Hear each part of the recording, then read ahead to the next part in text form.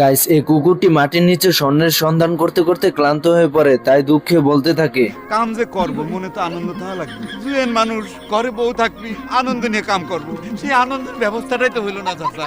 আপনার দুইখান হাত ধরে অনুরোধ করতেছি চাচা, আমার একখান বিয়ের ব্যবস্থা করে দেন, যেমন হোক তেমন হোক। মনে করেন যে খালি একখান বউ হলেই চলবে। এর ভিতরে কুকুরটি সামনে স্বর্ণ দেখতে পেয়ে খুশিতে বলতে থাকে, ইমোশনে হিট মারিস না, পেঁচাও কম। এইদিকে ছোট কুকুরকে খুঁটির সঙ্গে ঝুলিয়ে রেখে বড় কুকুর সব স্বর্ণ নিয়ে পালানো শুরু করে। এদিকে গাড়ি স্টার্ট না নেওয়াতে গাড়ির টিকি খুলতেই